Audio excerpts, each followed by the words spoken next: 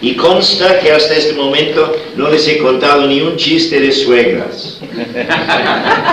Yo sé que tengo cierta fama de esto. La culpa mayormente es de mi hijo, porque él siempre me envía chistes de suegras. Pero esta mañana sí, uno de ellos quizás. De un hombre visitando al médico, y el médico le dice: bueno, desafortunadamente tengo una mala noticia para ti. Por la gravedad de tu enfermedad, dice, solo te esperan 6 meses más de vida aquí en la tierra. ¿Solo 6 meses? Dice. Sí, solo 6 meses. Entonces dice: voy a vivir con mi suegra. Sí, ¿por qué quieres vivir con tu suegra? Serán los 6 meses más largos de mi vida.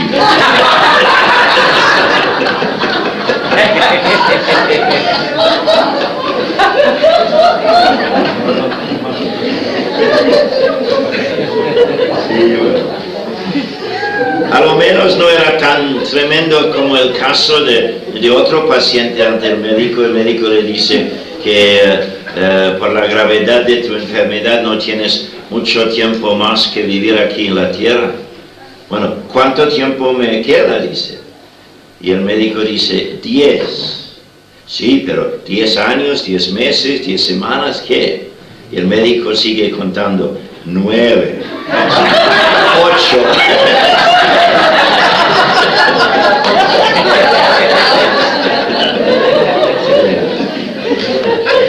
Muy bien, hermanos.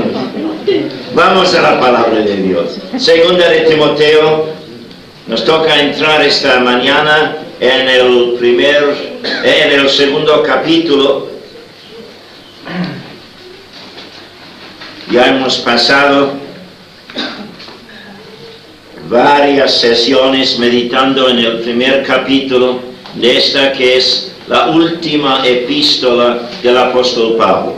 Antes de morir, se encuentra en una cárcel en Roma bajo la amenaza de una ejecución pronta, seguramente víctima de la persecución bajo el emperador Nero.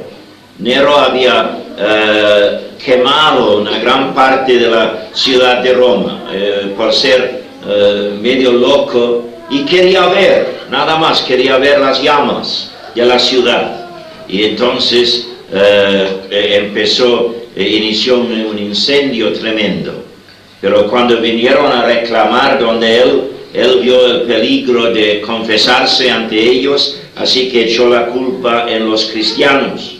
Y de ahí comenzó una persecución. Y el apóstol Pablo seguramente en la cárcel por esa persecución. Y dentro de poco va a partir de este mundo para estar con Cristo, que él mismo dijo es muchísimo mejor. Pero está dirigiéndose a Timoteo.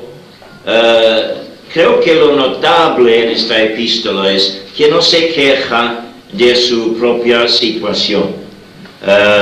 Se da cuenta de esto, por supuesto, y hace mención de vez en cuando de sus circunstancias, pero no se queja, sino se preocupa más por el bien de Timoteo y el bien de la obra que por sí mismo, enseñándonos la paz que llevaba aún frente a la muerte segura, la paz que llevaba por dentro, la paz que él mismo había llamado la paz que sobrepasa todo entendimiento. Y es así la paz de Dios. Sobrepasa todo entendimiento porque no tiene nada que ver con las circunstancias. Cualquiera puede sentirse lleno de paz cuando esté en una situación pacífica, cuando todo le sale bien, etc.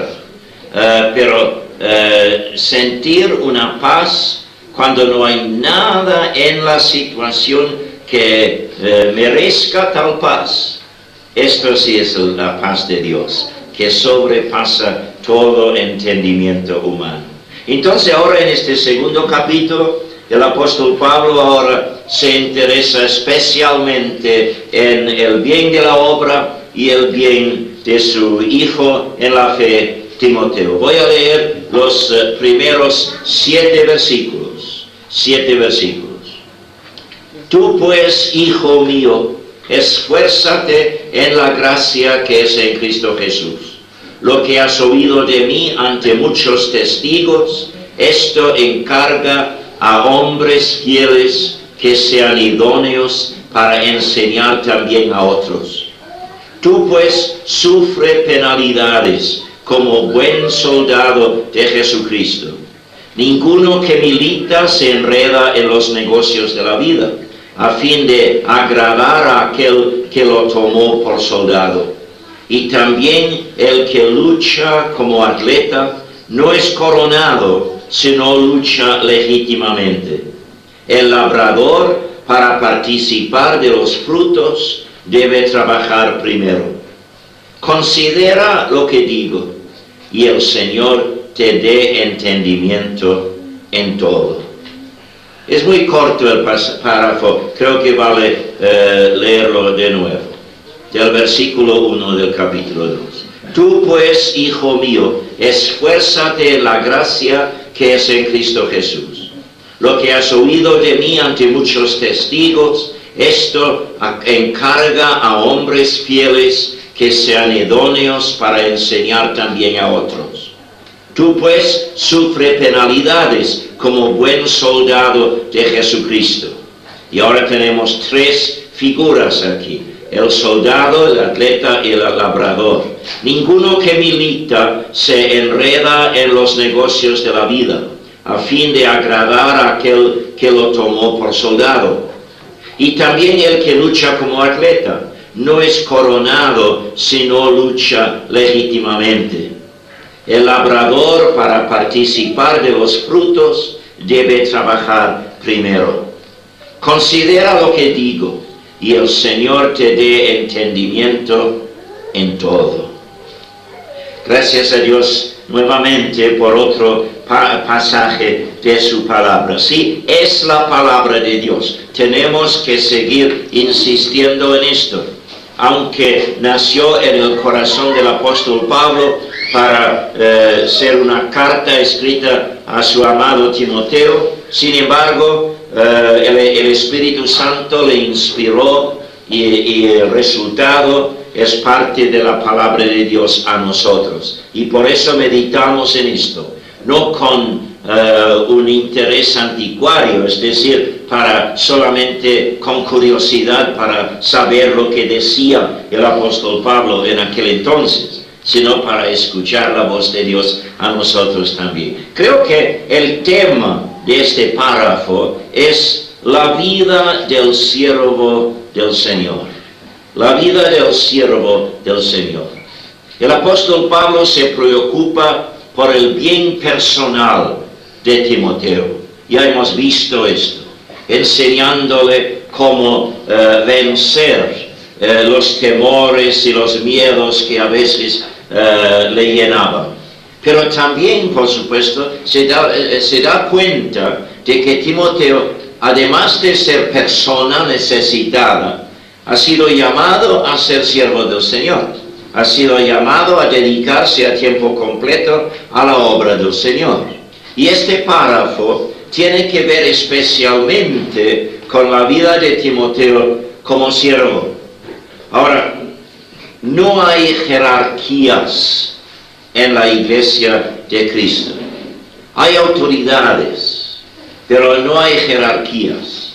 Es decir, algunos somos llamados a servir al Señor a tiempo completo, lo ponemos entre comillas, así lo decimos, para decir que el ministerio que llevamos no nos da el tiempo para dedicarnos también a un trabajo llamado secular.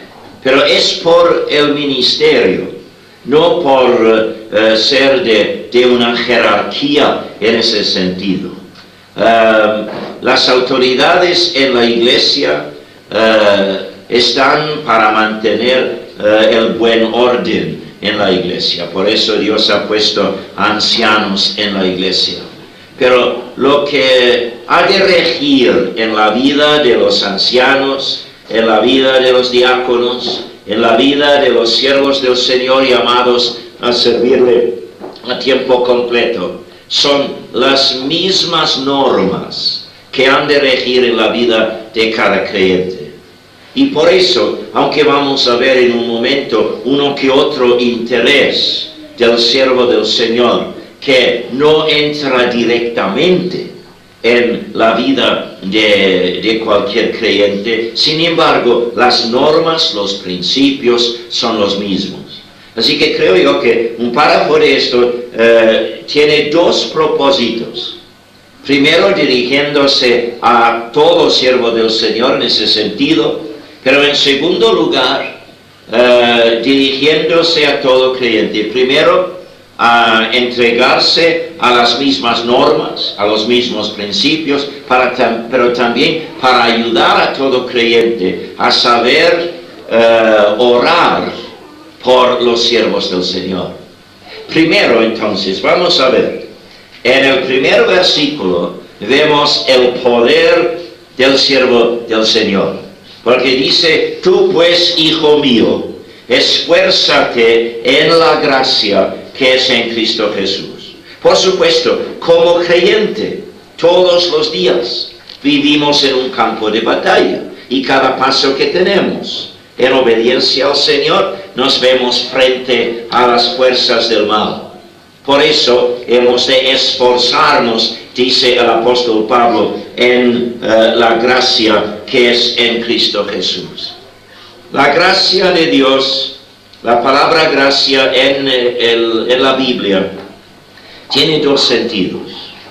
Es por supuesto el favor inmerecido de Dios, pero a veces se refiere a su amor inmerecido, pero a veces también a los recursos que nos da en su amor inmerecido. Y en este caso se refiere al poder de Dios, dado inmerecidamente a los que somos de Cristo.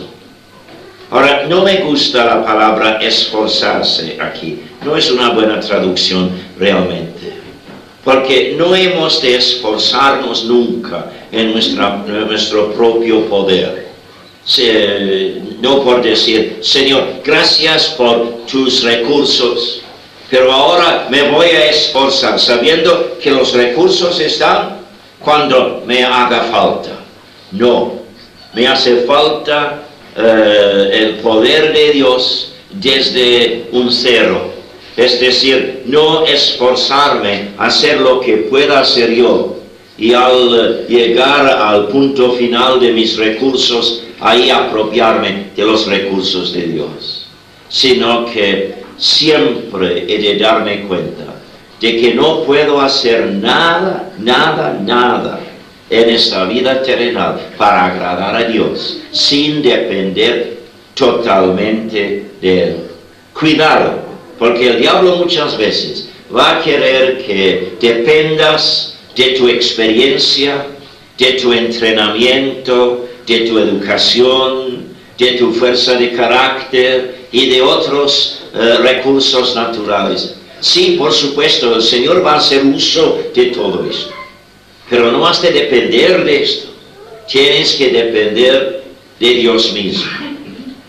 El apóstol Pablo dice, paradójicamente, pero con todo realismo, dice a los corintios: cuando soy débil, entonces soy fuerte. Parece ridículo, ¿no? Pero lo que significa es esto: cuando te das cuenta de tu debilidad, de tu incapacidad total de agradar a Dios en cualquier situación, y te apropies entonces del poder de la gracia de Dios, el poder del Espíritu Santo, que Él te ofrece a pesar de tu falta de mérito, por eso es gracia. Entonces ya entra una nueva fuerza en tu vida. El Señor Jesucristo mismo dice: separados de mí, nada podéis hacer. Pero el apóstol Pablo dice: todo lo puedo en Cristo que me fortalece. Y tenemos que recordarnos de esto, de que cada situación tiene su dimensión espiritual. Y no vas a poder cumplir la voluntad de Dios en esa situación, cuán común, cuán rutinaria que parezca la situación. No puedes cumplir toda la voluntad de Dios en esa situación sin depender de Él. Porque hay unas dimensiones desconocidas para ti, pero Dios las sabe. Y por eso Él te va a dar la capacitación suficiente. ¡Ay, qué alivio es esto!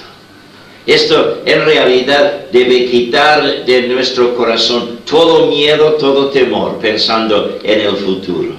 Porque Dios me va preparando a mí para toda situación y va preparando toda situación para mí. Entonces cuando me pongo en tales situaciones, en toda situación, dependiendo exclusivamente de Él, que Él me hará uso, sí, de mis talentos naturales, pero mi dependencia es de Él. Entonces, este es el poder que Dios tenía en mente para mí al dejarme aquí en la tierra. Para los que llevamos ministerios estratégicos en la obra del Señor, por supuesto, este principio es importantísimo, porque cuántas veces se han creado divisiones en el cuerpo de Cristo por siervos del Señor dependiendo de sí mismos y no dependiendo exclusivamente de Dios, tratando de imponerse a sí mismos en vez de hacer lo que Dios quiere. Yo recuerdo hace muchos años, pasando un día en oración sobre mi ministerio, y el Señor me dijo: acuérdate siempre, David, recuérdate de que la iglesia es mi novia y el único que tiene derecho a tocar la novia es el novio. No la toques, no trates de imponer tus propias ideas en la iglesia. Sí, por supuesto, es un principio importantísimo para los llamados siervos de Dios, pero es un principio que ha de regir en la vida de cada creyente. El poder entonces del siervo. Ahora vamos al versículo 2 para ver la preocupación del siervo en este caso. La preocupación de Pablo como siervo del Señor y lo que quiere que sea la preocupación también de Timoteo, no meramente como persona, sino como llamado a la obra. Lo que has oído de mí ante muchos testigos, esto encarga a hombres fieles que sean idóneos para enseñar también a otros. La preocupación del siervo del Señor es siempre no meramente cumplir su propio ministerio, sino ayudar a otros a capacitarse para hacer la obra. Porque de esa forma se multiplica la obra del Señor y de esa forma crece la iglesia. ¿Qué tiene esto que ver con todo creyente? Bueno, por supuesto, todos estamos para ayudarnos los unos a los otros. Es decir, no hemos de vivir una vida tan egocentrista y tener al lado a un hermano, una hermana, que se hiera de los caminos del Señor y decir, bueno, que vaya por las suyas, yo voy a seguir fielmente al Señor. No, sí, va por las suyas en este momento, pero tengo que orar por él, por ella. Tengo que buscar oportunidad, quizás, sin imponerme, para que se endurezca contra el llamado del Señor. Pero tengo que buscar oportunidad también de aconsejarle, de ayudarle, de encaminarle, si es posible. De esa forma, dentro del cuerpo de Cristo. Pero algunos somos llamados especialmente a preocuparnos por la continuación de la obra. Todo creyente, por supuesto, orando por esto. Pero algunos somos llamados a llevar esto como ministerio. Uno de los ministerios principales de los ancianos en una iglesia local es discernir los dones que se vienen apareciendo entre los hermanos y ver dones de ministerio y ayudarles a desarrollar sus dones, a entrenarse para poder cumplir con más capacitación esos dones. Aún al nivel de la iglesia local, esto tiene que ser. Pero si pensamos ahora, nosotros estamos en este eslabón de la cadena de testimonio, que ya pasa por los siglos hasta los días de Pablo. Y la preocupación de Pablo ya se ha cumplido, que ya el testimonio ha pasado de generación en generación. Ya sabemos, leyendo la historia de la iglesia, de persecuciones tremendas en el primer siglo y la primera mitad del segundo siglo, persecuciones tremendas por parte del Imperio Romano. Esta persecución bajo Nero fue una nomás, hubo muchas más después. Pero la iglesia de Cristo siguió creciendo y de generación en generación. En la Edad Media había hermanos fieles a la palabra de Dios, rechazando a las añadiduras humanas a la verdad cristiana, y han sufrido por esto. En los principios de la Reforma, otros hermanos nuestros quemados vivos por su testimonio. Ha habido siempre oposición por parte del diablo. Pero esta preocupación del apóstol Pablo de que el testimonio pasara de generación en generación, Dios le ha cumplido. ¿Por qué? Porque no ha sido preocupación de Pablo meramente, ha sido la voluntad de Dios.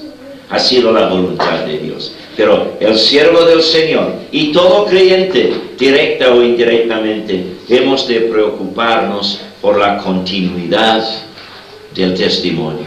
El poder del siervo, la preocupación del siervo, las penalidades del siervo. Ya vale decir otra vez que estamos en un campo de batalla. Estamos en un campo de batalla. Dice aquí en el versículo 3, tú pues sufre penalidades como buen soldado de Jesucristo. La palabra milicia es una palabra favorita del apóstol Pablo por su ministerio, porque se da cuenta de que cumple el llamamiento del Señor en un campo de batalla. Se refiere muchas veces a sus compañeros en el ministerio como compañeros de milicia. Vamos a buscarlo en Filipenses capítulo 2, por ejemplo. Filipenses capítulo 2, el versículo 25. Filipenses 2, 25. El apóstol Pablo en aquella casa en Roma que le servía de cárcel, en los primeros pasos del libro de los Hechos, ahora escribe a los creyentes en Filipos y dice en 2:25, mas tuve por necesario enviaros a Epafrodito, mi hermano y colaborador y compañero de milicia, vuestro mensajero y ministrador de mis necesidades. Los filipenses tenían interés en apoyar a Pablo aún en la cárcel y le enviaron una ofrenda seguramente para ayudarle, y por medio de Epafrodito aquí él había venido. ¿Por qué? Porque en primer lugar Pablo le conocía muy bien. Sabían ellos que Epafrodito traería un gozo tremendo a Pablo, pudiendo disfrutar la comunión con él. Es mi hermano, es mi colaborador, es mi compañero, dice, pero es mi compañero de milicia. Y ahí tenemos que reconocer que toda relación que llevamos aquí en la tierra, la llevamos en un campo de batalla. Y conozco a muchos en el mundo que me han dicho, y algunos salvados de las cadenas del diablo me han dicho, que hay iglesias satanistas dedicadas a buscar el mal de los hogares de los siervos del Señor, que quieren que el diablo se meta en las relaciones familiares de los siervos del Señor. Y desgraciadamente hemos visto algunos resultados de esto. Y tenemos que reconocer, no solamente los siervos del Señor, sino todo creyente, que la vida familiar puede ser muy pronto, puede muy pronto llamar la atención del diablo, y tenemos que guardarnos y mantener las defensas de Dios alrededor de nuestra familia por orar, porque toda relación que llevamos aquí en la tierra la llevamos en un campo de batalla. Somos compañeros de milicia y no hemos de olvidar esto. Entonces, otro ejemplo de esto, vamos al libro de Filemón, esa página limpia que tienes en tu Nuevo Testamento, porque parece que muy pocos leen la epístola de Pablo a Filemón. Pero aquí se menciona otro compañero de milicia del apóstol Pablo. Bueno, voy a leer del primer versículo. Pablo, prisionero de Jesucristo, ahí en la casa en Roma, en el encarcelamiento anterior. Pablo, prisionero de Jesucristo, y el hermano Timoteo, al amado Filemón, colaborador nuestro, y a la amada hermana Apia, y a Arquipo, nuestro compañero de mi milicia, y a la iglesia que está en tu casa. Arquipo, nuestro compañero de milicia.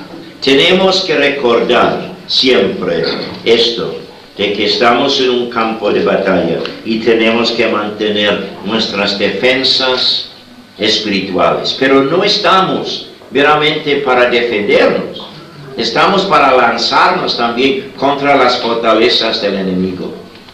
Y el apóstol Pablo dice aquí en 2 de Timoteo 2:3, tú pues sufre penalidades como buen soldado de Jesucristo. Al lanzarnos contra el enemigo, muchas veces tenemos que sufrir así. Pero con todo, no hemos de buscar los sufrimientos. No hemos de ofender adrede a nadie, sino sufrirlas cuando las penalidades se presentan, pero seguir cumpliendo la voluntad del Señor, sabiendo, y no me canso de repetirlo, sabiendo que mayor es el que está en nosotros que el que está en el mundo. Y el Señor siempre tiene alrededor de nuestra vida unas murallas defensoras, y cuando Él permite que algo nos toque, que algo nos haga sufrir, es porque Él sabe muy bien que puede cumplir algún propósito suyo en esto. No somos víctimas del enemigo, estamos en las manos del Señor. Así, dice el apóstol Pablo, ha de ser la actitud del siervo del Señor. Su poder es el poder de la gracia de Dios. Su preocupación por la continuación de la obra, por la extensión de la iglesia. No solamente en esta generación, sino también para generaciones venideras. Las penalidades del siervo están, ya tenemos que sufrirlas porque estamos en un campo de batalla. Pero realmente no hay por qué temer, porque sabemos que estamos en las manos del Señor. Entonces, la prioridad del siervo y la prioridad del creyente en general. El versículo 4. Ninguno que milita se enreda en los negocios de la vida, a fin de agradar a aquel que lo tomó por soldado. Ninguno que milita, ninguno que está de servicio como soldado, así significa. Y este es un servicio constante, se refiere a todo creyente en ese caso y a un servicio constante. Esta es la prioridad. Luchar en el nombre del Señor, cumplir el propósito que Dios tiene para nosotros. Y por eso no hemos de enredarnos en las cosas del mundo hasta que influya nuestra lucha espiritual. Porque muchas veces podemos despistarnos de los caminos del Señor por enredarnos en las cosas del mundo. El Señor no nos llama a vivir en un convento, es decir, a retirarnos de las cosas del mundo. Pero cuidado de no enredarnos tanto en las cosas del mundo para que influya demasiado nuestra milicia en ese sentido. El propósito que Dios ha tenido al dejarnos aquí en la tierra. Se refiere, por supuesto, no solamente a actividades, sino a ambiciones, a anhelos. Vemos a la gente alrededor prosperando materialmente. El Señor nos promete todo lo necesario para que le sirvamos con bendición aquí en la tierra. Pero no bendice ningún materialismo dentro de nosotros.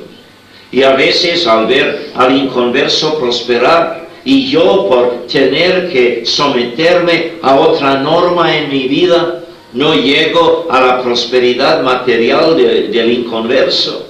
Esto puede intranquilizarme. Muy bien, no voy a dedicarme tanto al Señor. Por supuesto, no quiero meterme en un fanatismo, por favor.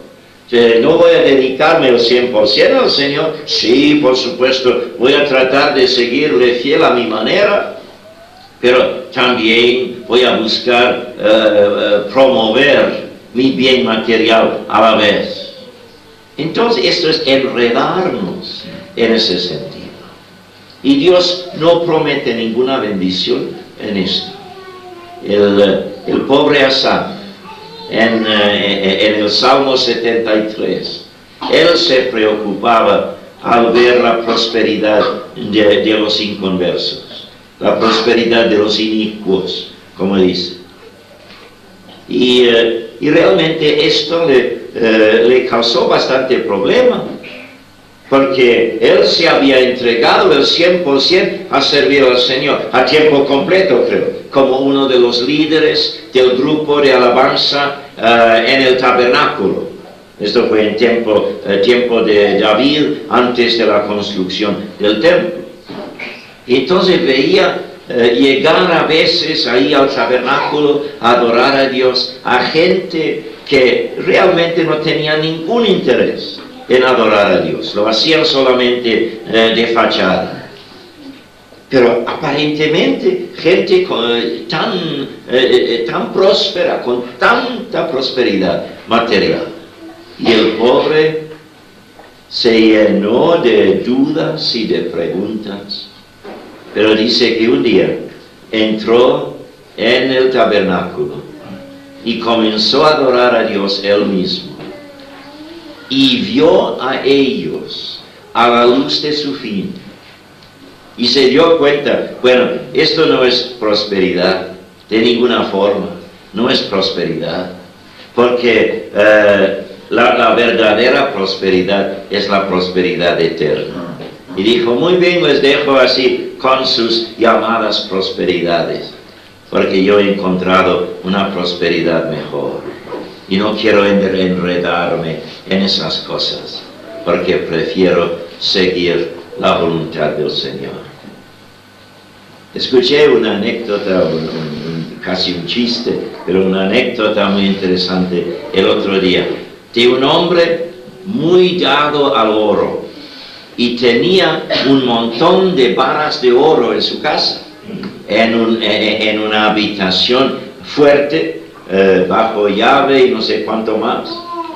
Y llegó el momento cuando se encontraba en su último lecho y sabía muy bien que se encontraba moribundo y que le faltaba muy poco tiempo, y comenzó a orar diciendo: Dios, tú sabes muy bien cuánto me gusta el oro que tengo, y te pido ahora encarecidamente que me permitas llevar ese oro conmigo al cielo. Y oró y oró y oró, hasta que por fin Dios le envió un ángel, y el ángel le dijo: bueno, por tu insistencia, Dios te ha permitido, ahora te ha dado permiso, ya puedes llevar 2 maletas de barras de oro si quieres al cielo. Entonces el pobre muere y se presenta ante la puerta del cielo, por supuesto, con sus 2 maletas pesadas. Entonces el ángel a la puerta dice: ay, no puedes entrar con esto, aquí no entras con nada. Ah, pero he recibido un permiso especial. Y el ángel dice: ah, entonces tengo que consultar con Pedro, dice. Llama a Pedro, y Pedro viene: ah, tú eres aquel que ha querido entrar aquí con pavimento, dice. Porque en el cielo las calles son de oro, por supuesto. Lo que me gusta de esa anécdota es que enseña que lo que muchos aprecian aquí en la tierra, a la luz de la eternidad, es como una nada, pues, en ese sentido.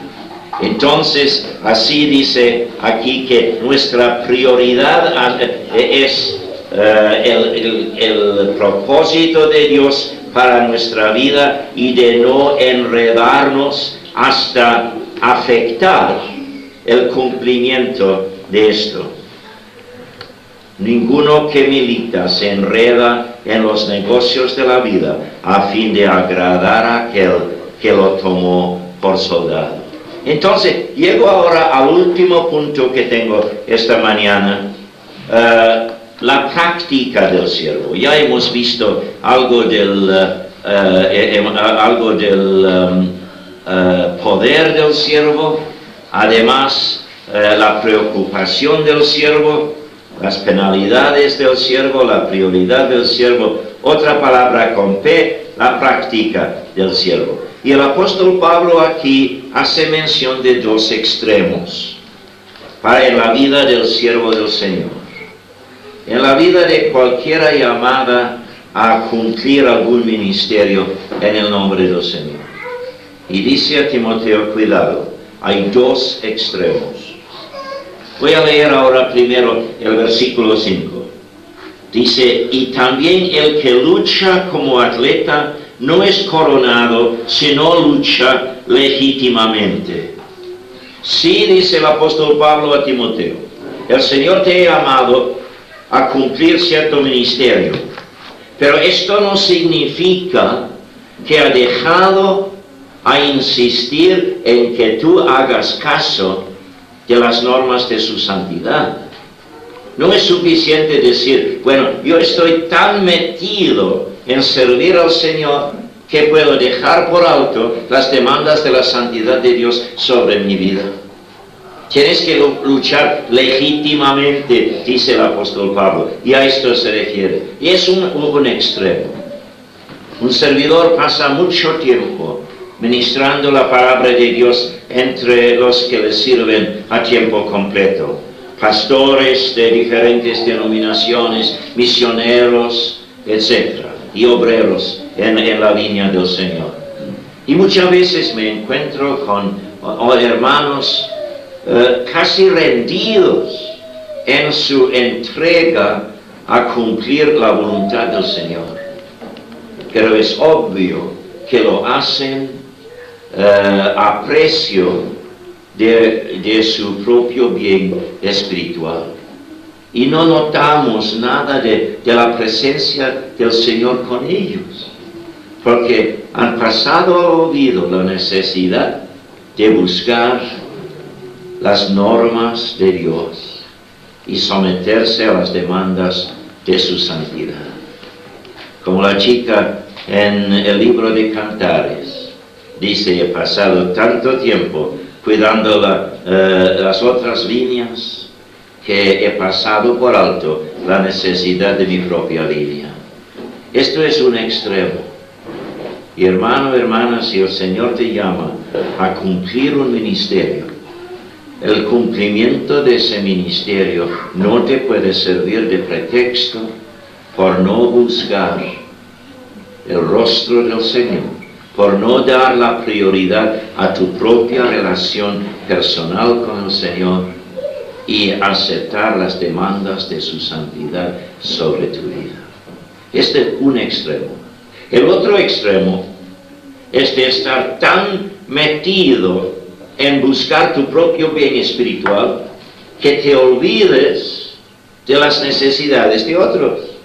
Dice aquí en el versículo 6, con el otro extremo, esta vez con la figura del labrador. El labrador, para participar de los frutos, debe trabajar primero.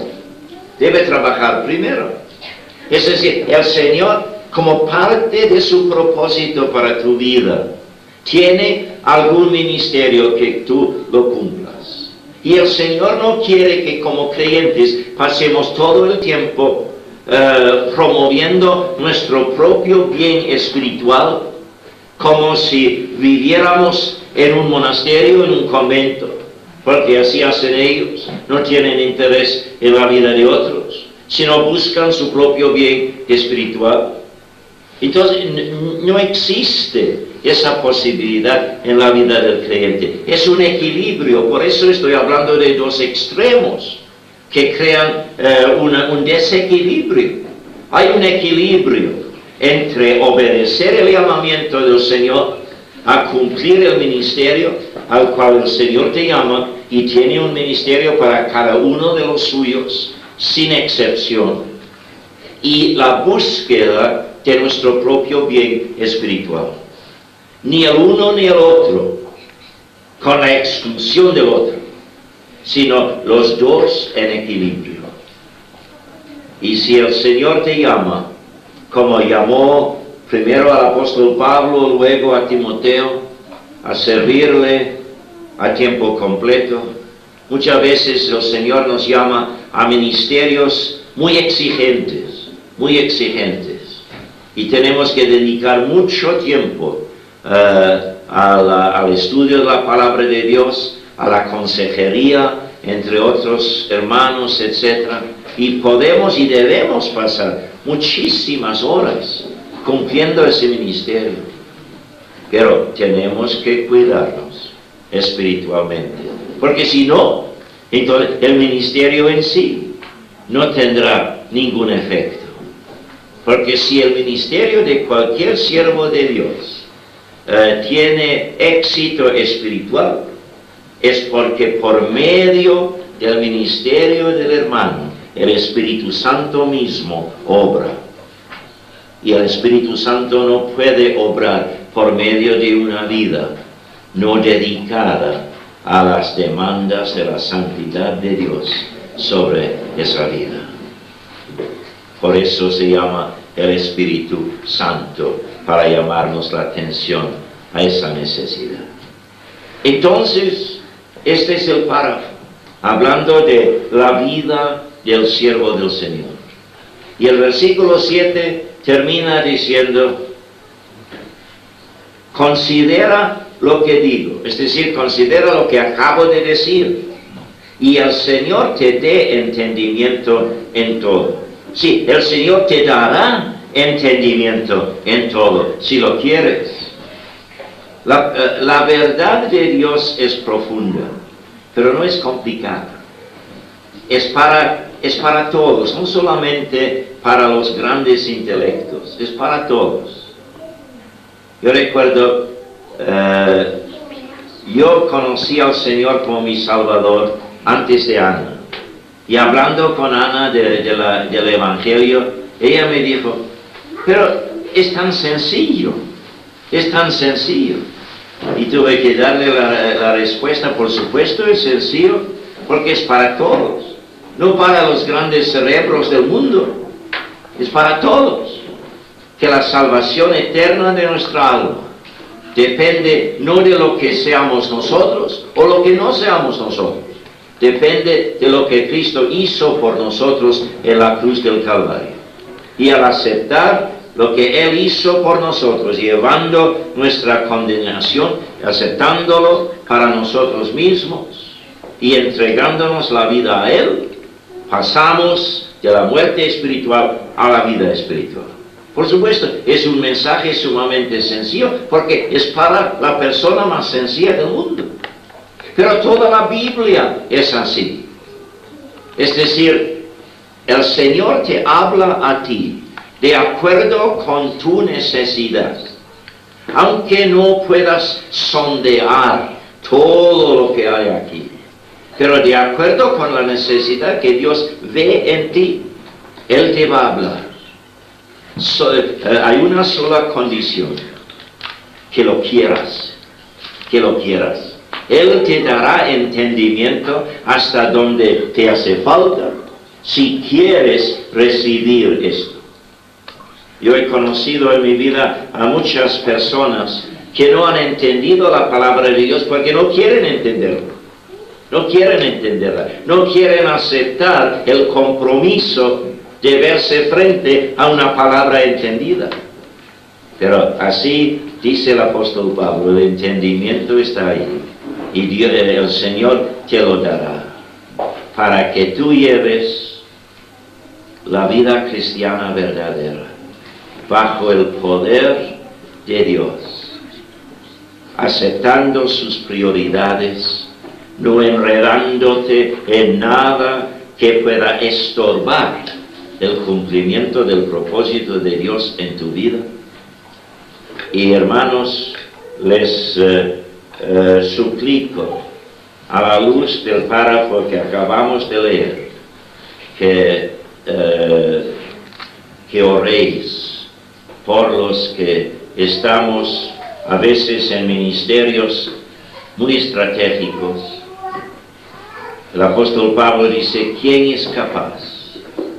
Y él da la propia respuesta, dice: nuestra capacitación viene de Dios. Y esto a la medida en que nuestros hermanos oren por nosotros. Y sin embargo, aceptando todos nosotros las normas de Dios para nuestra vida. Oremos, hermanos, oremos. Nuestro Dios y Padre, nos damos cuenta del altísimo privilegio que es nuestro de representarte en este mundo que yace todavía en sus delitos y sus pecados, sin Cristo, sin Dios, sin esperanza. Sabemos que habrías podido dejar o en manos de ángeles o de otras huestes celestiales este privilegio de difundir el mensaje de la salvación. Sabemos también, Padre, que al aceptarte como Salvador personal, habríamos podido salir de esta tierra inmediatamente con nuestro destino eterno asegurado por el valor de la sangre de Cristo derramada por nosotros en el madero del Calvario. Pero Padre, nos has dejado aquí en la tierra, postergando el cumplimiento de todas tus promesas para la gloria en nuestro caso. Esto para que compartamos de este privilegio que posiblemente trae envidia aún a los ángeles. Pero Padre, tenemos el privilegio de compartir con otros la vida que ha venido a comenzar su obra transformadora en nosotros. Algunos entre los tuyos, Padre, no para crear una jerarquía espiritual, sino para que se cumplan ciertas necesidades a algunos entre los tuyos. Nos llamas a unos servicios, unos ministerios particulares. Y por eso, Señor, tú llamas a tu pueblo a orar por los que llevamos tales ministerios. Pero no solamente algunos orando por otros, sino todos, sin excepción, abiertos a recibir tu llamamiento a cualquier ministerio que se presente, y a la vez sometiéndonos todos a las demandas de tu santidad sobre nuestra vida. Gracias, Padre, nuevamente por tu palabra. Danos, te suplicamos, el entendimiento necesario por la obra del Espíritu Santo en nosotros para poner en práctica esta palabra tuya. Ponemos ahora en tus manos el resto de este día, que sea un día lleno para nosotros de un sentido de tu presencia con nosotros. Que disfrutemos, sí, esta joya de la confraternidad cristiana, pero también que nos demos cuenta de que nos reunimos en tu presencia. Y que esto sea un día cuando no solamente de labios afuera, sino con toda nuestra vida, que te seamos adoradores en espíritu y en verdad. Padre, todo esto te suplicamos en el nombre de la única cabeza de la Iglesia, el Señor Jesucristo. Amén.